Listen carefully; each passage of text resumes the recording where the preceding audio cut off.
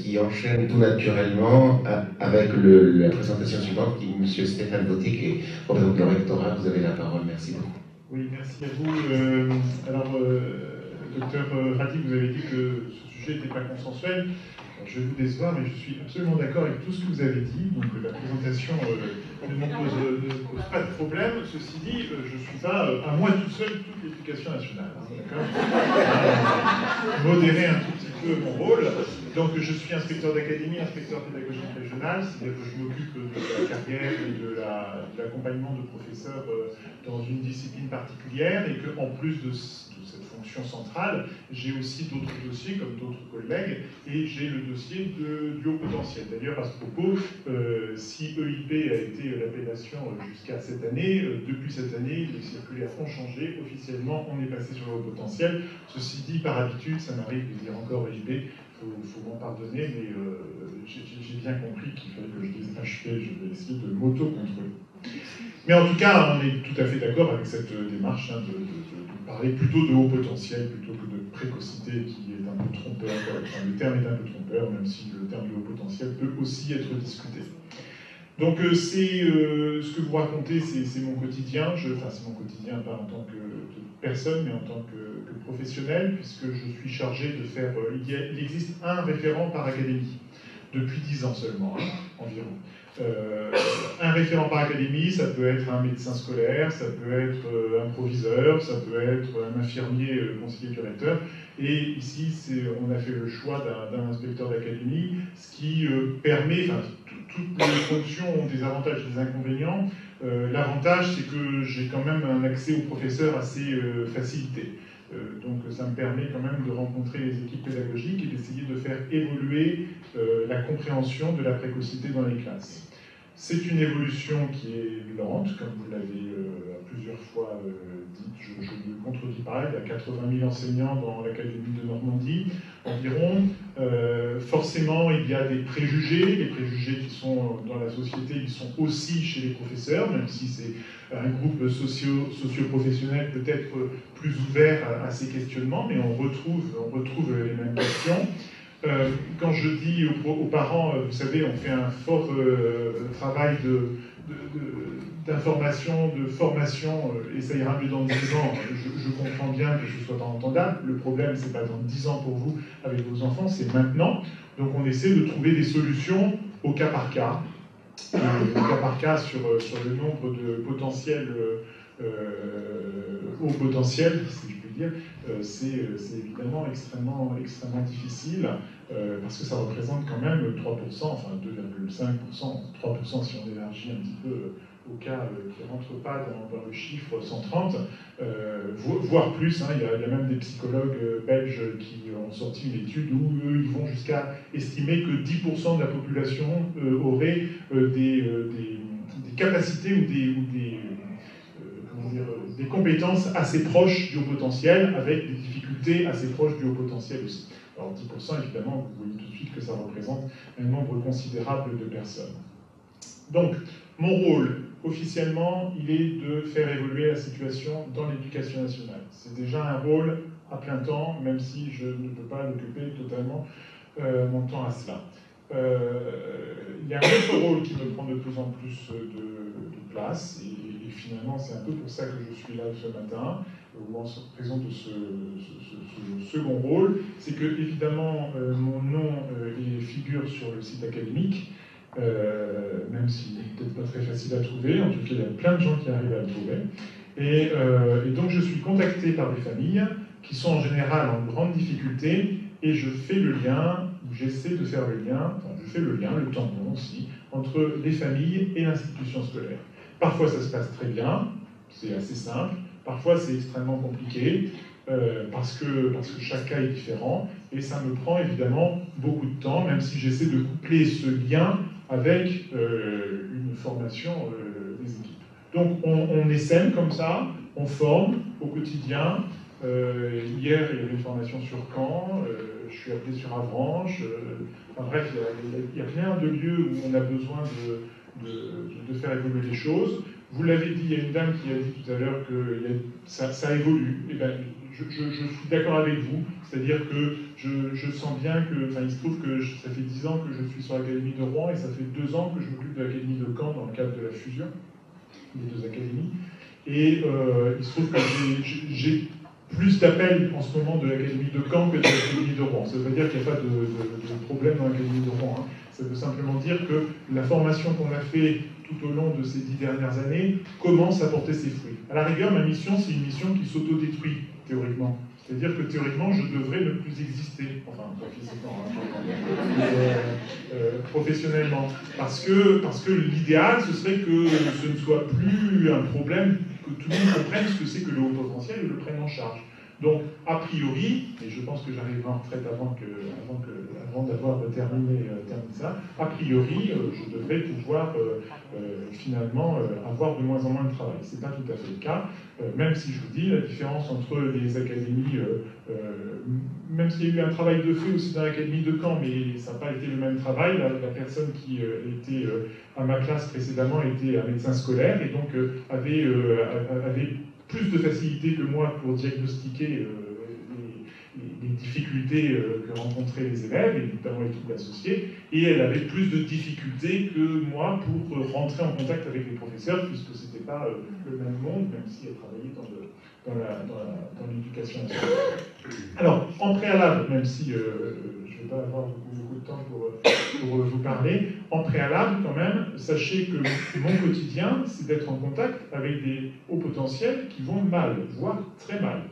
Donc, forcément, j'ai une vision un peu la même que le médecin qui est cancérologue, vous voyez, il voit au quotidien des gens qui sont dans un état de santé un peu dramatique, avec beaucoup de stress de leur part, de la famille, etc. Ça ne veut pas dire que tous les précoces vont mal, vous l'avez dit, hein. Une grande partie d'entre eux vont bien, et pour une grande partie, il n'y a pas de problème. On estime statistiquement, hein, ce sont des statistiques un petit peu qui mériteraient d'être affinées, mais voilà, ils ne le sont pas plus que cela, qu'un tiers des hauts potentiels réussissent très bien.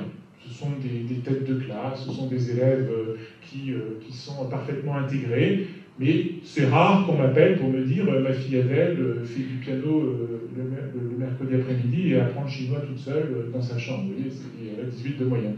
Donc c'est pas pour ces gens-là qu'on m'appelle. Donc ces gens-là, je ne les vois pas, je les devine, on m'en parle un petit peu, et on m'en parle souvent en négatif pour me dire « Ah oui, non, je ne suis pas sûr que celui-là il soit au potentiel, parce que je sais ce que c'est qu'un haut potentiel, j'en ai une autre dans la classe qui réussit très bien. Donc vous voyez, je fais mon travail comme il faut, et donc lui, ça m'étonnerait qu'il soit au potentiel. » Bon. Alors c'est ce que je leur dis, hein, si on vous dit qu'un enfant est hémophile, j'imagine que vous n'allez pas dire « Ça m'étonnerait que vous soyez hémophile, je ne le vois pas ». Donc non. Si on vous dit qu'il est au potentiel, vous n'avez pas, les professeurs n'ont pas à remettre en cause un avis d'un médecin ou d'un psychologue, en tout cas de quelqu'un qui... Mais si vous voulez, il y a des réflexes et il y a aussi dans la société, même si les choses évoluent, il y a une vision un peu faussée du haut potentiel. Moi je me souviens, il y a quelque temps, il y a une chaîne de télévision qui m'a appelé. Alors, je pensais que c'était pour moi, mais rapidement j'ai vu que c'était pas pour moi. Et la productrice, enfin son associée, son assistante, me dit est-ce que vous avez des hauts potentiels à nous présenter? Oui, j'en ai plein, c'est pas un problème. Et elle me dit parce qu'on va faire une émission de télé, on va faire un concours. J'étais un tout petit peu méfiant quand même, et je dis mais vous recherchez quoi comme type de haut potentiel? Elle me dit un concours scolaire. Bon, des singes savants, en quelque sorte. Et moi, je leur dis, vous savez, mes hauts potentiels, ils sont en dépression, ils font des tentatives de suicide, ils sont anorexiques, etc. Je ne sais pas si c'est ça que vous voulez rencontrer. Et non, donc elle n'a pas donné suite, donc je ne suis jamais passé.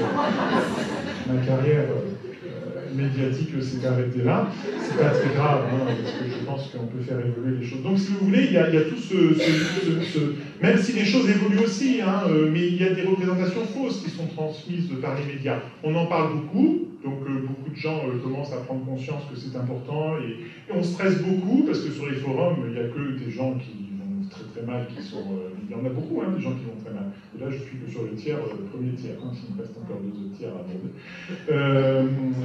Donc il y en a beaucoup qui vont très mal, mais il y a aussi des fausses représentations du singe savant, comme je vous disais. diffusée. Ou alors, il y a eu il y a quelques temps, dans une bonne émission de télévision par ailleurs, une présentation d'une école privée qui ne scolarisait que des hauts potentiels. Alors ça avait l'air merveilleux. 10 000 € par mois ou 10 000 € par an, peut-être, je ne sais plus. En tout cas, c'était un tarif largement prohibitif. Et bon, je travaille quand même si je travaille très bien avec le privé, et ce n'est pas un problème, mais le privé sous contrat est accessible financièrement. Et donc, le but, c'est que la totalité de la population puisse évoluer, et pas seulement une petite partie choisie sur des critères sociaux. Donc, il y a un tiers qui va très bien, il y a un tiers qu'on oublie, qu'on ne voit pas, personne ne les détecte. Ceux-là, ils sont très inquiétants parce que c'est porteur de difficultés plus tard. C'est des gens qui prennent sur eux, c'est des gens qui prennent tellement sur eux qu'ils en finissent par devenir totalement invisibles. Alors, s'ils sont invisibles et qu'ils sont dans une trajectoire de réussite, de développement personnel, c'est pas un problème. S'ils sont invisibles parce qu'ils n'osent pas se montrer, l'intégration dans le monde des adultes va être compliquée. Et puis il y a un tiers qui ne réussit pas, qui est en échec scolaire, ce qu'on appelle l'échec paradoxal. Alors comment on le calcule? Alors, attention, quand je dis ça, en plus je suis filmé, je me méfie de ce que je dis. C'est un tiers qui n'arrive pas au lycée général. Ce qui ne veut pas dire totalement qu'ils sont en échec, effectivement, parce que parfois ils vont en lycée professionnel. Et le lycée professionnel, on peut réussir au lycée professionnel. On a des hauts potentiels qui réussissent très très bien au lycée professionnel. On les retrouve, je ne sais pas moi, boulanger à New York. On peut être au potentiel et réussir en étant boulanger à Rouen, c'est évidemment possible. Vous voyez, il y a des voies de réussite évidentes. Ceci dit, il faut qu'à ce moment-là, l'orientation elle soit un tout petit peu choisie ou au moins valorisée. Et ce n'est pas toujours le cas, parfois. Et ça peut être, on a dans ce tiers une grande partie des élèves qui vont un petit peu forcer, être obligés de quitter le système scolaire général. Donc c'est pour ces élèves-là, moi professionnellement, que je m'investis et que j'essaie de faire évoluer les choses auprès des équipes. Alors, les familles donc, me contactent assez fréquemment. Chez les familles, il y a de tout, il y a beaucoup d'anxiété, comme je vous l'ai dit. Parfois, les cas ne sont pas très graves, je m'en aperçois tout de suite. Mon enfant va très bien, mais comme il est au potentiel, j'ai un peu peur que ça dégrade. Bon, je ne dis pas attendons que ça se dégrade, mais enfin, bon, on va laisser les choses évoluer un peu doucement. Il n'y a pas de raison que si l'enfant est bien à sa place, qu'il faille mettre des aménagements spécifiques, encore qu'il faut commencer à y penser. Et puis, il y a des cas où je suis appelé un petit peu tardivement, c'est-à-dire que les troubles associés sont déjà très présents, ça veut dire que l'incompréhension s'est fortement ancrée entre l'équipe pédagogique et les familles, et ça devient difficile. Donc j'interviens sur ces cas-là pour essayer de rétablir un petit peu de confiance, ce qui n'est pas évident, parce que quand vous avez un enfant, il rencontre une trentaine de professeurs entre son école primaire et son lycée. Sur les 30 professeurs, il rencontrera des gens très investis, tous les professeurs sont très investis, c'est évidemment autre chose. Il rencontrera des gens qui sont très investis sur le haut potentiel, et il rencontrera des professeurs qui n'ont pas connaissance de ce haut potentiel. Donc la famille, elle aura forcément à un moment donné, statistiquement, une mauvaise expérience. Et cette mauvaise expérience, elle peut être bloquante. Une seule mauvaise expérience peut être bloquante. Donc il faut essayer d'éviter ces mauvaises expériences et de les dépasser. Donc c'est ce qu'on essaie de faire au quotidien. On a beaucoup de professeurs qui se posent de plus en plus de questions. On a aussi beaucoup de professeurs, et même parfois, qui ont des difficultés, tout simplement parce que il n'y a pas de recette, vous l'avez dit, madame, on n'a pas de mode d'emploi des enfants, on n'a pas de mode d'emploi des précoces non plus. Il y a quelques principes évidents que l'on définit auprès des enseignants et avec lesquels on travaille, et puis il y a autant de profils qu'il y a d'élèves. Donc à partir de là, il faut un peu faire du cas par cas. Alors d'où vient la difficulté des élèves et quand est-ce que ça se présente? Je vais dire empiriquement, c'est-à-dire à ma façon de voir les choses au quotidien. Ça se présente, il y a une première étape, c'est en 4e. Là, on a une rupture assez évidente. La raison, elle est simple à comprendre. Vous avez des élèves, des enfants, qui n'ont pas eu besoin d'apprendre à apprendre. Ils avaient l'intuition, ils avaient l'intuition de la réponse, et ils savaient la réponse. Et vous savez que lorsqu'on arrive au collège, notamment en mathématiques, les professeurs de mathématiques, il y en a peut-être dans la salle, pour rassurer les parents, ils disent aux enfants, mais vous savez, ce qui compte, parce que les parents ont parfois une mauvaise expérience avec les mathématiques, hein, ça arrive, évidemment, et ils disent aux parents, devant les enfants, rassurez-vous, ce qui compte, c'est pas le résultat, c'est la façon dont on raisonne et ce que l'on démontre. Pour un haut potentiel, c'est encore plus anxieux, puisque lui, il a la réponse, il ne sait pas comment il est arrivé à cette réponse. Donc lui dire qu'on ne va même pas s'intéresser à la réponse, c'est très déstabilisant. Donc on peut avoir au début, en 6e notamment, et à l'école primaire encore plus, pas trop de difficultés, et puis petit à petit, on va aller vers de l'abstraction de plus en plus grande. Et quand je parle de 4e, c'est parce qu'il y a l'introduction de la seconde langue. Alors maintenant, c'est en 5e, la seconde langue, mais ça devient un petit peu plus fort. C'est un peu plus abstrait dans les programmes de mathématiques, et l'arrivée des autres sciences aussi. En français aussi, on estime qu'il faut aller un peu plus loin vers la rédaction. On a raison, hein, il faut augmenter évidemment le niveau. Mais à ce moment-là, l'enfant a besoin, contrairement aux autres qui ont rencontré des difficultés à un âge où on leur a appris à résoudre ces difficultés, eux, ils rencontrent ces difficultés à un moment où le professeur n'est pas habitué à lui expliquer comment il faut résoudre cette difficulté. Ou en tout cas, avec des préacquis qu'il n'a pas et il se retrouve un petit peu démuni. Le professeur se trouve démuni, parce qu'il ne comprend pas pourquoi il ne comprend pas, et l'élève se trouve totalement démuni. Et pour peu que cet élève se soit construit dans son enfance avec cette idée de réussite, parce qu'il était un peu... il faisait un peu la curiosité des enfants de l'école, pour peu que ça se passait bien, et tant mieux si ça se passait bien, pour peu que ça se passait bien à l'école primaire, tout d'un coup, au collège, il ne comprend plus pourquoi ça ne se passe pas bien. Et ça ne se passe pas bien dans toutes les matières en même temps. Et là, on a un enfant qui perd totalement, le pied, et la famille ne sait pas comment réagir. Et tous les enseignants, les uns après les autres, diagnostiquent un manque de travail, un manque d'attention, parce que les deux vont de pair. Et donc, on écrit sur le bulletin, il faut que tu te mettes au travail, c'est insuffisant, le comportement est à revoir. Et qu'est-ce que vous voulez faire avec ça? L'enfant, il constate que ça ne va plus. Alors, il y a plusieurs cas. Il peut plonger dans... Je ne vais pas vous faire peur, hein, si vous avez des enfants ou des anciens quand même.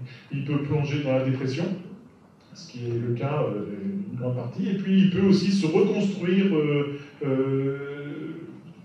une autre personnalité, cette fois-ci la personnalité du trublion.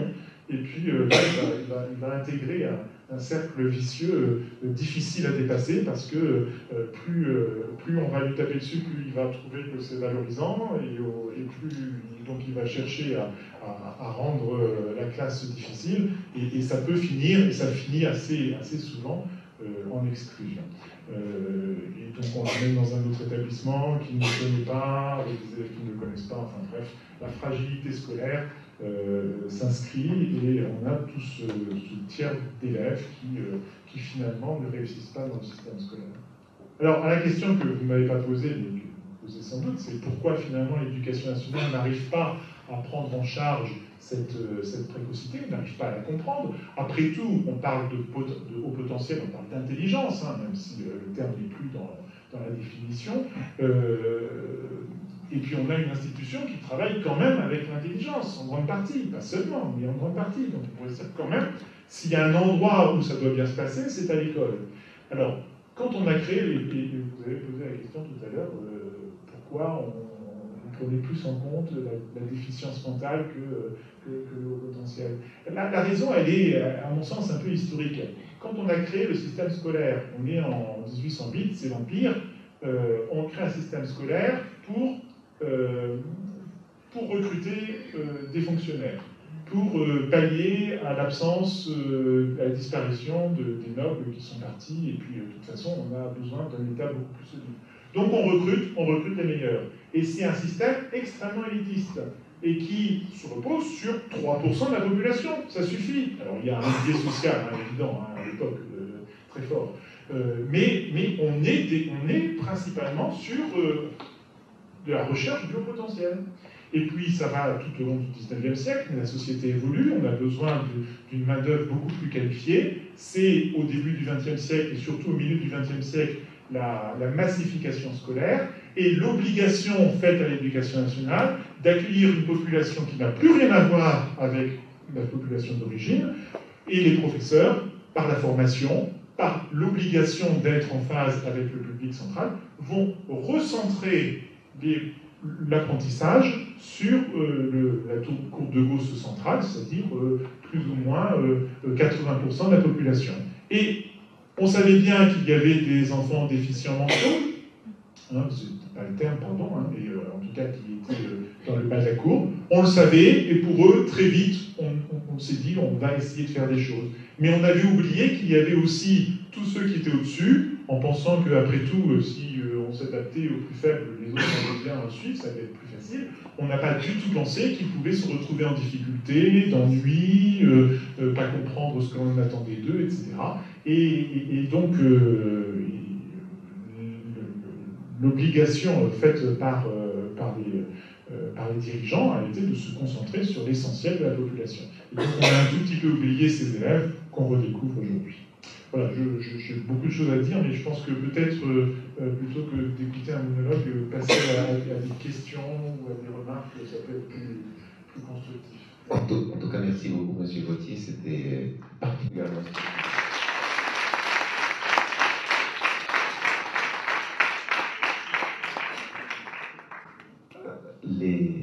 J'imagine qu'il y a une question tout de suite au fond de la salle. C'est une question urgente, me semble-t-il. Bonjour à tous. Moi, je voulais dire merci à M. Gauthier, parce qu'on a eu besoin de lui pour notre fille, qui est HP. Elle était très mal à l'école. Elle a été harcelée par les profs comme par ses copains. Enfin, copains, on va dire, personnes qui étaient dans la même classe qu'elle. Elle était mise à part et vraiment isolée dans une classe où elle était mise au milieu, et tous ses copains, enfin, tous ses camarades de classe se foutaient d'elle parce que la maîtresse posait une question, elle n'avait même pas le temps de finir que ma fille répondait. Donc ça a toujours été mal pour elle, toujours beaucoup de dépression, elle pense au suicide. Depuis même la maternelle, je me mélange, mais il y a tellement de choses qui ont été dites aujourd'hui qu'on ressent. Je vois qu'à mon avis, il y a aussi là, je vois des yeux qui deviennent un peu rouges comme moi, on va dire.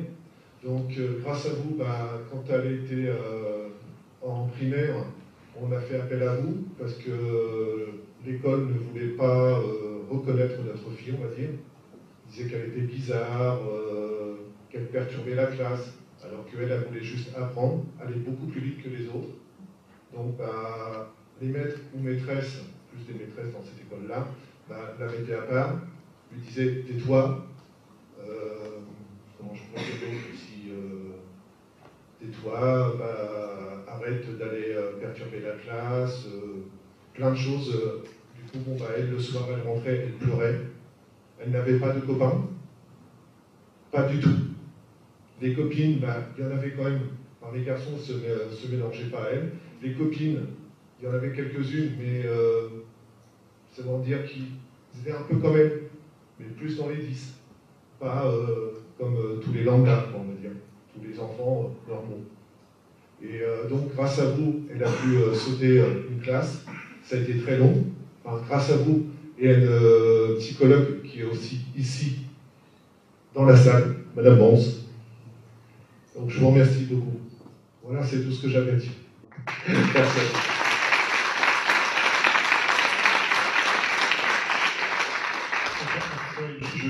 Je profite de cette intervention pour rebondir et donner d'autres informations. Bon, merci pour votre témoignage. Je précise d'ailleurs s'il y a des gens auxquels je n'ai pas répondu, que vous pouvez me renvoyer le mail, n'hésitez pas. Si je ne réponds pas dans les jours qui viennent, c'est que le mail, je ne le trouve pas de toute façon. Donc il faut me renvoyer. Hein. Je reçois beaucoup de mails par jour. Donc n'hésitez pas à forcer un peu la porte. C'est pas que je ne veuille pas répondre, mais il faut que je priorise un petit peu. Par ailleurs, oui, alors, parmi les pistes envisagées et parmi les fortes demandes des familles. Il y en a deux qui sont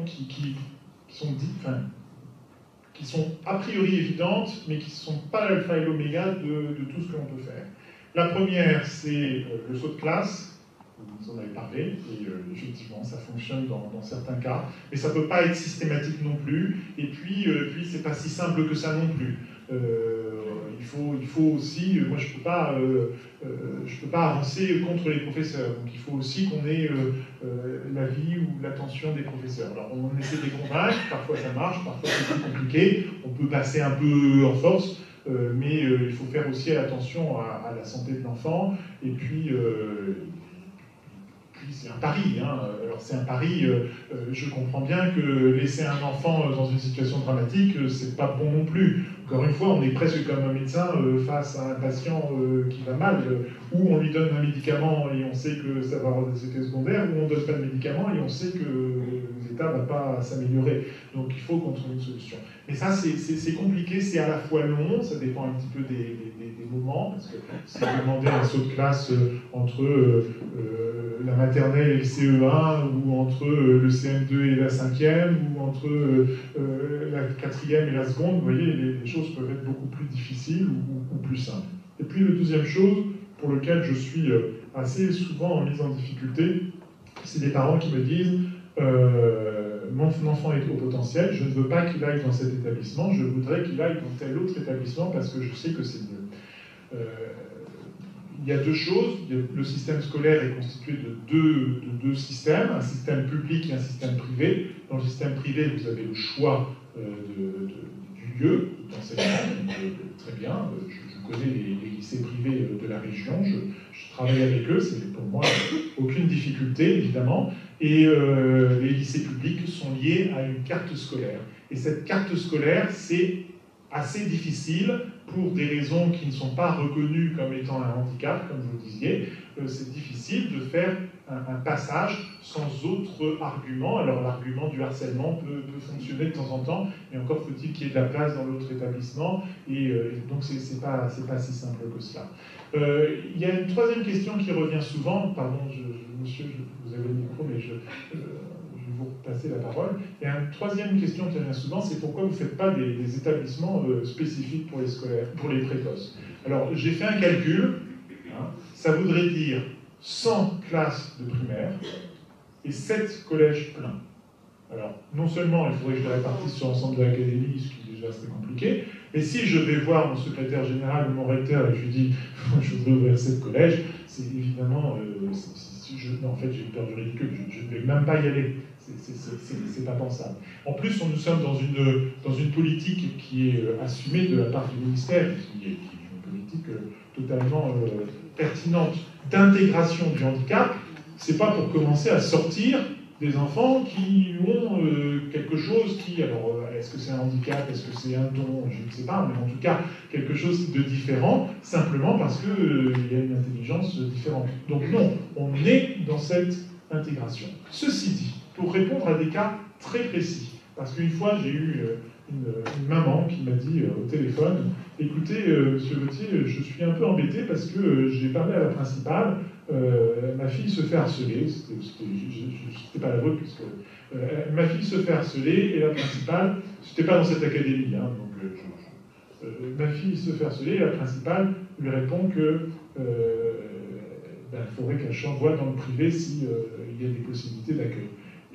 Encore une fois, j'ai rien contre le privé, c'est très bien si les parents ont envie d'aller dans le privé, mais si les parents n'ont pas envie de mettre leur enfant dans le privé, il faut qu'on puisse, dans le public, pour proposer des solutions d'accueil aussi. Donc on a quelques établissements qui commencent à être spécialisés, entre guillemets, sur l'accueil des élèves à haut potentiel en très grande difficulté. On en a quelques-uns, ça ne veut pas dire qu'ils n'accueillent que des précoces, ce sont des collèges normaux, sur lesquels on a particulièrement fait porter l'effort de formation, et avec une équipe de direction particulièrement aussi attentive, et on scolarise des enfants qui ont des troubles associés particulièrement lourds. Alors, je me souviens d'une jeune fille, syndrome Gilles de la Tourette, impossible de la scolariser en enseignement classique parce que tout le monde se moquait d'elle. On l'a reprise, elle était à la maison, au CNED, on l'a reprise dans ce système. Aujourd'hui, elle est en seconde, ou même en première, puisque depuis ça a évolué. Et on l'a sauvé en quelque sorte. Donc on est plutôt content, même si on n'a pas 100% de réussite non plus. Donc il y a 3 établissements dans l'académie, c'est qu'un début, hein. Le but c'est d'en faire davantage, mais c'est pas si simple que ça, pour des raisons que je ne peux pas développer là, mais qui sont multiples. On a le lycée, je crois que c'est César Lemaître à Vernon, on a le lycée Jean Jaurès à Évreux, et on a le lycée Pablo Picasso sur le Havre, enfin à Montivilliers. Il y en avait un sur Rouen, mais personne n'est venu inscrire des enfants précoces sur Rouen. Je pense que l'établissement était mal choisi. Donc évidemment, l'effort de formation s'est un peu perdu, puisque les professeurs changent, etc. Donc il faut qu'on retravaille sur Rouen, et puis surtout de la Basse-Normandie aussi, pour accueillir ces enfants. Je crois que monsieur Alors, bonjour à tous. Je m'appelle Nicolas Viau, je ne suis pas diagnostiqué de quoi que ce soit de ce dont on a parlé, parce que je n'ai pas vu de professionnel de santé pour ça. Mais je me reconnais beaucoup dans tout ce que vous avez dit, docteur. Moi, je voulais parler, d'ailleurs, merci monsieur Vautier d'être là. J'ai été prof remplaçant pendant 2 ans dans l'enseignement catholique sous contrat. J'ai arrêté pour un tas de raisons qui faisaient que je n'étais pas heureux dans cette vie. C'est un peu compliqué pour moi de comprendre pourquoi j'en suis arrivé dans ce milieu sans que jamais personne s'intéresse à comment je travaillais, sans que jamais personne ne vienne voir ma capacité à enseigner. Et en fait, ça s'est passé comme ça, c'est-à-dire qu'en juin 2016, j'ai obtenu un master en neuroscienges. Pardonnez-moi, je suis un peu ému. Et en juillet, j'ai eu un entretien, et en septembre, j'avais une classe. Je n'ai jamais été inspecté en 2 ans, jamais un responsable de l'établissement n'est venu me voir dans ma classe. Et tout le monde m'a dit oui, mais vous faites du super boulot, les enfants vous adorent, bon d'accord, très bien, mais en fait vous n'en savez rien. Voilà, c'est juste pour un peu, c'est peut-être un peu inquiétant, messieurs, dames, les parents, de vous dire qu'il y a des enseignants qui enseignent aux enfants qui n'ont aucune formation, ni d'enseignement, ni d'adaptation aux enfants particuliers. Mais c'est le cas. Et du coup, heureusement que vous êtes là, parce que je m'interroge sur la formation des enseignants, des nouveaux enseignants, mais également des enseignants qui sont déjà en place. Ça urge, quoi. Au boulot. Merci de faire... mais vous manquez sans doute beaucoup de temps et d'argent. Mais j'aimerais savoir maintenant qu'est-ce qu'on pourra faire d'ici peu, j'espère, pour la formation des enseignants. Voilà.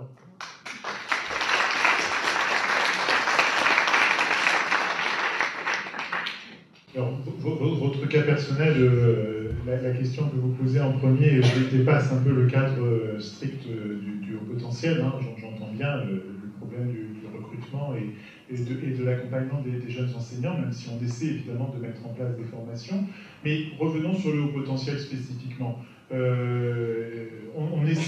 J'essaie de toucher les élèves, les étudiants dès leur première année, mais leur première année, ils ont plein de choses à penser. Vous savez bien, c'est comment on fait classe, il va y avoir aussi mes collègues qui interviennent sur le trouble 10, qui sont importants, même si les deux sont liés, hein, évidemment.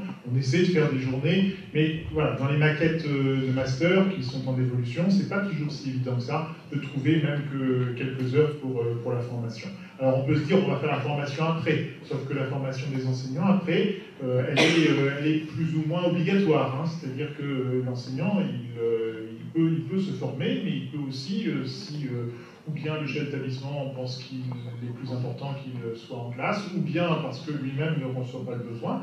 On a pas mal d'enseignants qui ne sont pas en formation. Il y a beaucoup d'enseignants qui demandent des formations, il y a beaucoup d'enseignants qui demandent des formations qui n'en ont pas parce qu'on n'a pas assez, on n'a pas pu répondre à leurs questions, puis il y a des enseignants qui n'en éprouvent pas le besoin. Donc nous, on a essayé plusieurs formes de formation. Je vais très vite parce que ce n'est pas évidemment le cœur de votre questionnement. Moi, c'est le cœur de mon métier, mais vous, c'est le résultat qui compte, c'est pas la façon dont on fait. On a fait des grandes journées où on parlait comme vous, enfin comme nous ici, de la précocité avec des intervenants extérieurs. Résultat, ne s'inscrivent que les professeurs qui savent déjà ce que c'est que la précocité ou les parents, professeurs, qui ont des enfants précoces. Donc, je me suis retrouvé à former des gens qui étaient formés et à répondre à des questions individuelles sur mon fils réussit pas bien parce que bon, voilà, c'est pas satisfaisant. Enfin, c'est satisfaisant pour les gens qui sont là, c'est bien, je suis content, et puis ça permet quand même de se compter, et puis de voir les choses évoluer. Il y a 10 ans, quand j'ai fait cette première journée, j'ai demandé à un professeur par collège, il n'y a que la moitié des collèges qui ont envoyé des professeurs. Donc ça veut bien dire qu'il y avait un problème. Aujourd'hui, c'est plus le cas. Aujourd'hui, tout le monde vient. Il y a une évolution dans la société. Et donc, la deuxième chose que l'on fait maintenant, on fait des formations, ce qu'on appelle par bassin, c'est-à-dire des unités un petit peu plus petites. Rouen-Droite constitue un bassin, Dieppe-Elbeuf constitue un bassin, où on oblige les chefs d'établissement à envoyer 2 professeurs par établissement. Et là, en envoyant 2, un peu de force, le chef d'établissement souvent table sur des gens qui ne sont pas forcément... Enfin, c'est à la fois des gens qui sont bien intentionnés et en même temps qui ne connaissent pas forcément la précocité parce que sinon la personne va lui dire « Vous savez, moi je connais, hein, c'est une formation de base, je vais perdre mon temps. » Et donc là, on commence à étendre un petit peu cette formation. Je vous l'ai dit, 80 000 enseignants, on ne peut pas faire la formation comme ça même en 2 ans, c'est pas possible. Même en 10 ans, c'est pas possible. Mais on espère qu'en formant 2, 3 professeurs par collège de façon systématique, on commence à essaimer et à ce que ça fasse, le terme est impropre, mais tache d'huile, c'est-à-dire qu'à force d'entendre parler dans les salles des profs de haut potentiel et que quelqu'un puisse répondre à la place de l'inspecteur, eh bien petit à petit, les choses puissent évoluer. Et je pense que, modestement, je pense que ça évolue. Même si j'ai bien conscience de la tâche, et même si parfois quelques réactions me semblent prouver qu'il y a encore beaucoup de travail. Merci, M. Gauthier. Alors, une dernière question, parce qu'on a déjà fait dépasser le temps, et allez-y, je vous en prie. Bonjour. Alors, je voulais juste déjà répondre à monsieur qui dit qu'il n'y a pas de formation. Je suis enseignante en école primaire. La formation, c'est quand même beaucoup d'argent et on devrait plus recruter sur la motivation et sur la motivation que voilà. Quand je vois que la formation disparaît, je ne suis pas forcément pour, mais je peux aussi comprendre que en ce moment les profs font 3 semaines d'alternance, 3 semaines en école, 3 semaines en formation, et je pense que c'est une très bonne chose. Et pour rebondir sur ce que vous avez dit, Monsieur Gauthier, vous avez dit c'est le résultat qui compte, pas toujours les moyens. Et voilà, de la même façon, je pense que ce qui est important, c'est qu'on ait des enseignants qui soient à l'écoute, qui soient ouverts.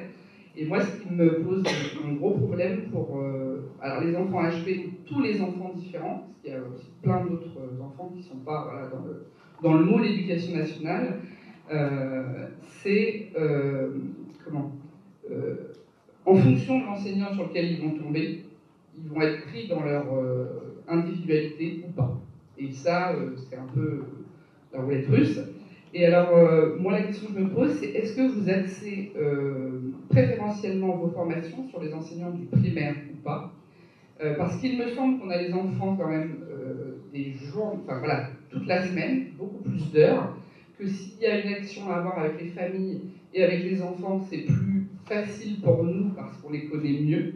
Alors, si l'enseignant n'est pas à l'écoute de ces différences, parce qu'il y a des enseignants hein, qui, voilà, moi ça ne m'intéresse pas, je fais pour le milieu et les autres ils ont qu'à se débrouiller, mais je pense qu'on est quand même en majorité beaucoup plus à l'écoute et surtout qu'on a beaucoup plus les enfants et qu'on les connaît mieux. Donc est-ce que vous axez les formations plus à destination de ces gens-là? Et l'autre question, c'est est-ce que vous pensez que dans les années à venir, il y aura, parce que là apparemment vous êtes le seul enseignant référent pour toute l'académie, si j'ai bien compris, est-ce qu'il y aura à l'avenir plus des enseignants par secteur? Je sais que nous on a une psychologue scolaire qui envoie tous nos élèves vers le docteur Radi, et qui est formidable parce qu'elle connaît très bien, et je pense que d'ailleurs qu'elle est HP, la façon dont elle en parle, je pense qu'elle les connaît trop bien et elle comprend trop bien leur fonctionnement pour ne pas l'être. Voilà, est-ce qu'on ne pourrait pas avoir des enseignants, alors peut-être chargés sur 20% ou 25%, mais qui pourraient être un lien beaucoup plus local, parce que j'imagine bien qu'entre votre fonction d'inspecteur d'académie et cette fonction de référent, vous ne pouvez pas gérer tous les cas vous-même et que c'est difficile. Oui, vous avez parfaitement raison. Alors, moi, je suis fondé pour intervenir sur tout type de public. J'interviens aussi devant des internats scolaires, professeurs de premier degré et de second degré. Vous êtes bien placé pour savoir que la formation dans le premier degré, elle existe. Elle est un tout petit peu plus compliquée à mettre en place du fait de l'obligation de remplacer les enseignants au moment où ils sont en formation. Vous savez bien qu'il y a l'obligation de la continuité scolaire. On ne peut pas dire à des élèves de primaire, pendant une journée, vous n'aurez pas votre maîtresse, donc, ou votre professeur des écoles. Donc, dans ce cas-là, on est un peu limité en fonction du nombre de remplaçants, qui lui aussi varie en fonction du département et des priorités fixées par l'inspecteur académique, directeur des services départementaux. Donc c'est vrai que c'est un public qui est parfois plus compliqué à pouvoir regrouper dans un même moment, alors que sur le second degré, bon, pour des questions d'organisation, c'est un peu plus simple de sortir les enseignants un peu tous en même temps et donc de faire des formations un peu de masse, où beaucoup de gens viennent en même temps.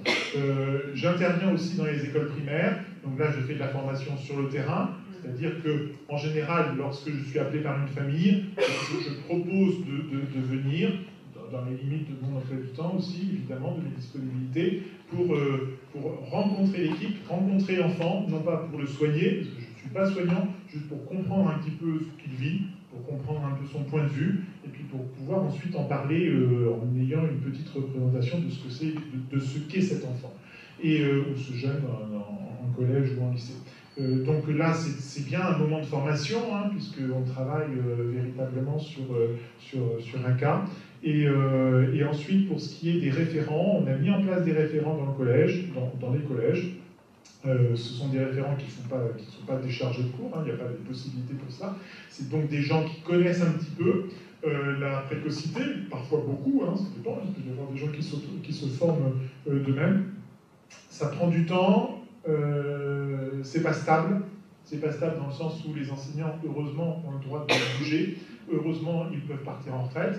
Et donc, forcément, les choses changent. Mais c'est à renouveler constamment. Sur le premier degré, on n'a pas ce système de référent. Ceci dit, je travaille beaucoup avec les IEN de circonscription qui, eux aussi, alors, sont plus ou moins réceptifs à la précocité. Mais petit à petit, on a aussi de plus en plus de gens qui connaissent avant, je n'ai même pas besoin de former, c'est-à-dire qu'ils savent aussi ce que c'est que la précocité. Je travaille avec eux et eux-mêmes ont parfois des professeurs formateurs qui sont déchargés en partie et qui connaissent la précocité. Donc oui, le modèle idéal, c'est ce que vous présentez. Maintenant, il faut l'organiser avec les contraintes locales.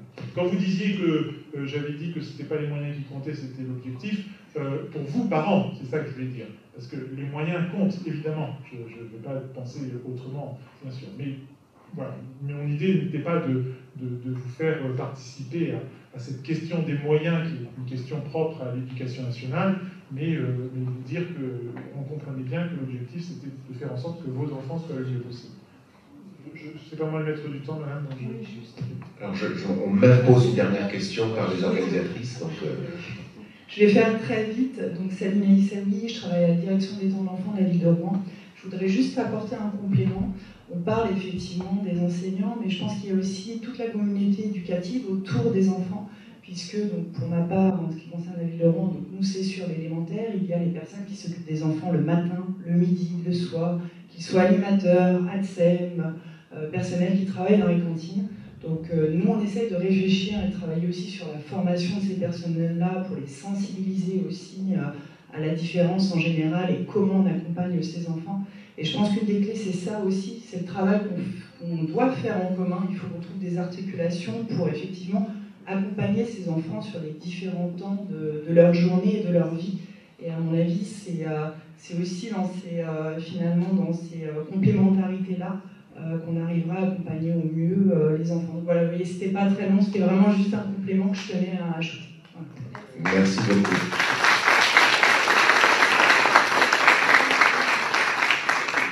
Merci du complément, il était important et on vous en remercie.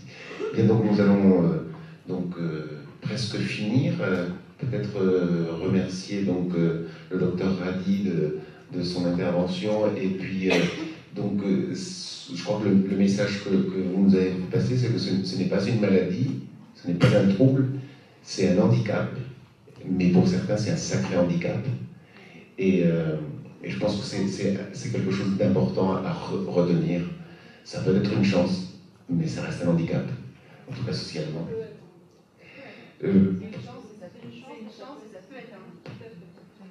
Sans doute.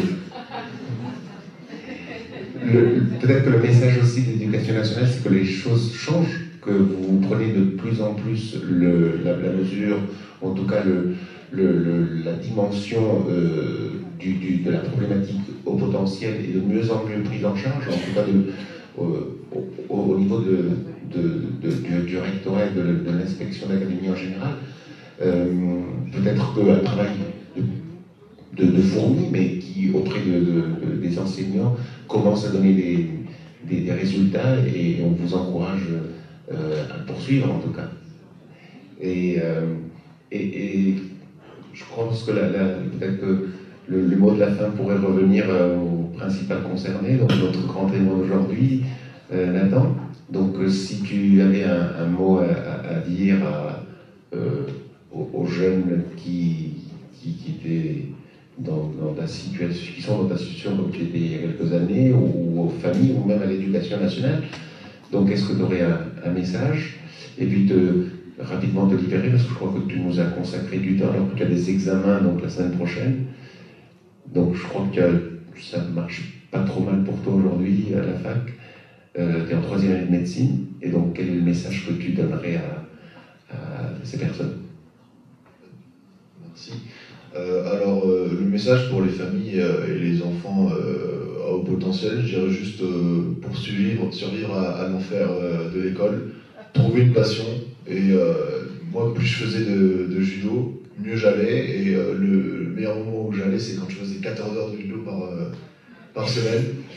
Et je vivais presque ma meilleure vie. Et donc, il y a juste ça à dire.